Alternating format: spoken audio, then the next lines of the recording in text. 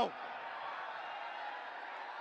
आपका दर्द, आपका डेटा, मगर आपका धन नहीं, जो आपका होना चाहिए, उनका धन। इन तीन चीजों के बारे में मैं आपसे बात करना चाहता हूं।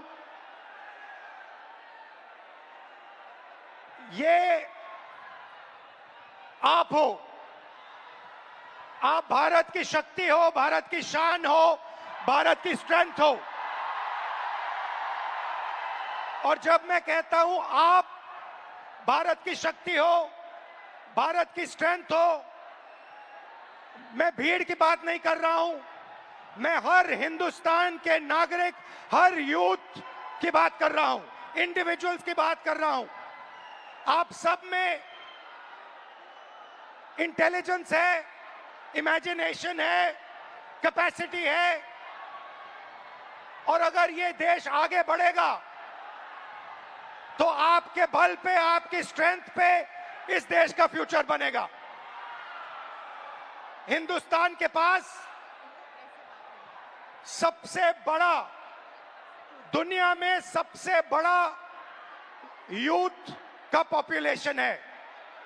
40 करोड़ युवा, आप जैसे युवा, एनर्जेटिक युवा इस देश में रहते हैं। ये इस देश की स्ट्रेंथ है।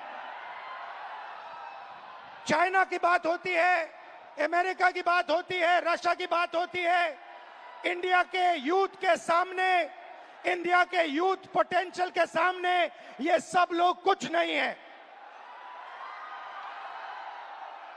21वीं सदी में एक और चीज हुई है। 21वीं सदी में अगर देश प्रगति करता है तो दो चीजों के बल पे करता है। यूथ पोटेंशियल जो आप में है और डेटा जो आप क्रिएट करते हो। हिंदुस्तान के पास यूथ है और सबसे ज्यादा, दुनिया में सबसे ज्यादा डेटा हिंदुस्तान में है। 1 गीगाबाइट डेटा प्रति भारतीय प्रतिदिन इस्तेमाल करता है। और प्रगति होगी, फ्यूचर होगा, तो डेटा और आपके पोटेंशियल पे होगा। युवा plus data is equal to 21st century economy.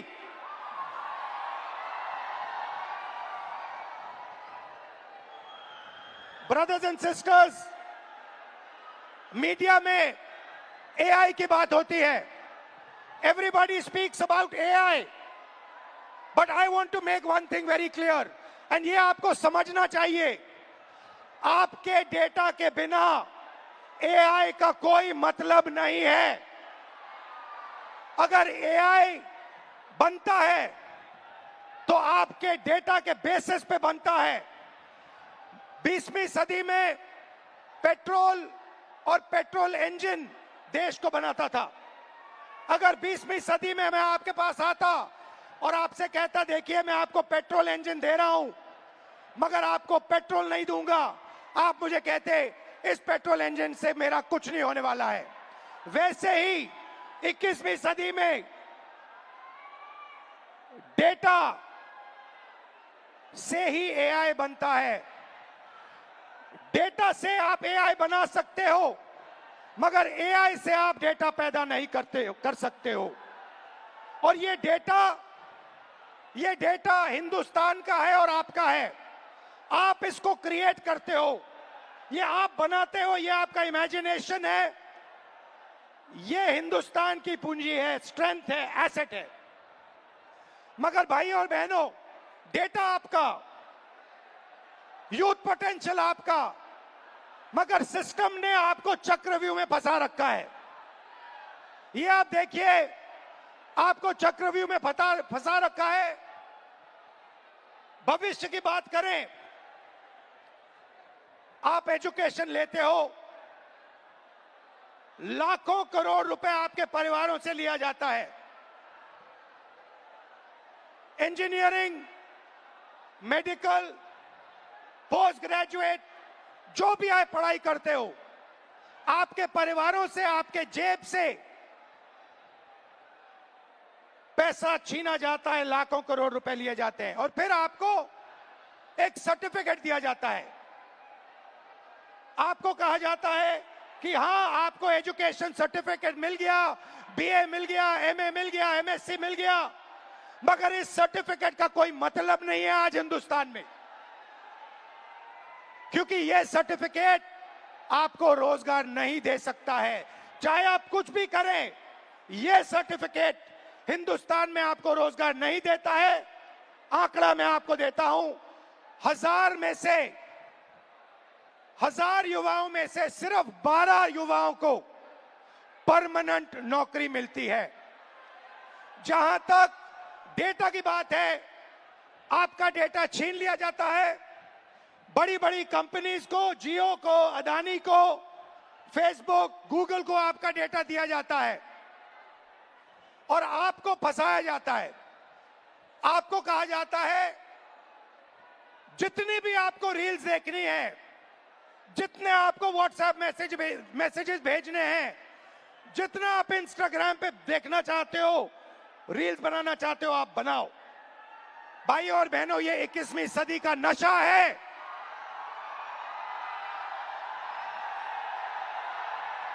ये 21वीं सदी का नशा है। और फिर आपसे कहा जाता है कि ब्लिंकिट में काम करो, ऊबर में काम करो, मजदूरी करो, 21वीं सदी का नशा लो, मगर तुम्हें नौकरी नहीं मिल सकती, रोजगार नहीं मिल सकता इस हिंदुस्तान में।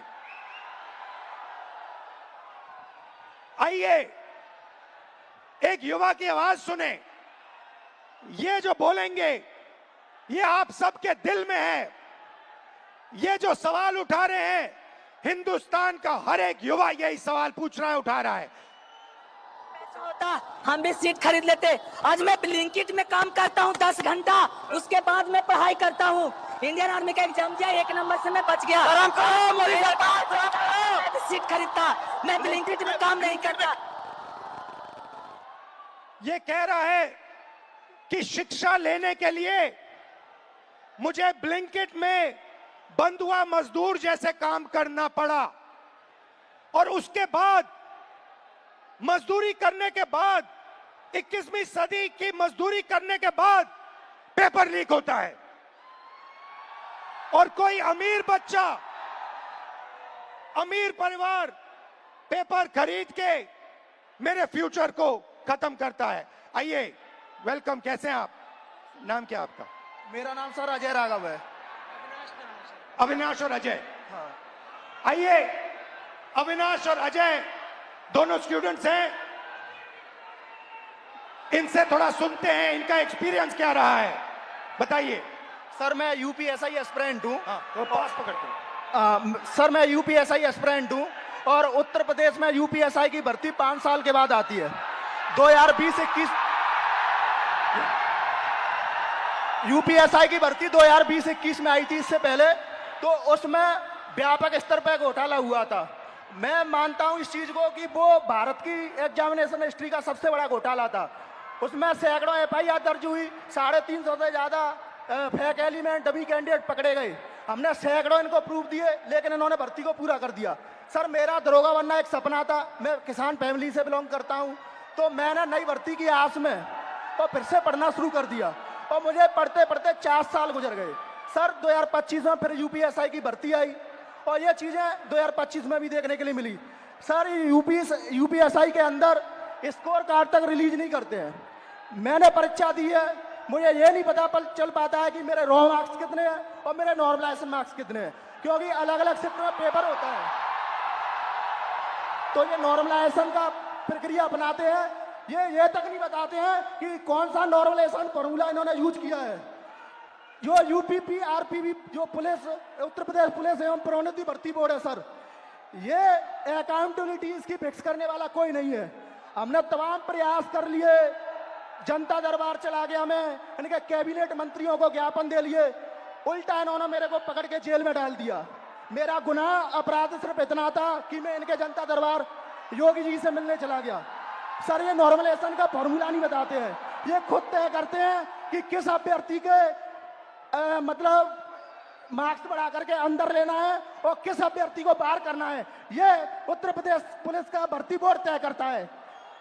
इनको क्या दिक्कत है? अगर ये फेयर भर्ती कराते हैं तो इनको नॉर्मलाइजेशन देना चाहिए। सर मैं एक चीज इसमें जोड़ना चाहूंगा कि जो नॉर्मलाइजेशन है ये पेपर लीक से ही बड़ा स्कैम है, क्योंकि इनकी अकाउंटेबिलिटी फिक्स करने वाला नहीं है। ये नॉर्मलाइजेशन फॉर्मूला जारी नहीं करते हैं, ये शिफ्ट वाइज नॉर्मलाइजेशन डेटा नहीं देते हैं, इनको खुली छूट मिली हुई है। मेरा नाम अविनाश है, मैं इन्हीं छात्रों में से कोई एक जरूर हूं। चूंकि मैं ये कह सकता हूं सर कि मैंने अपनी तैयारी 2018 में शिक्षक भर्ती के लिए की थी।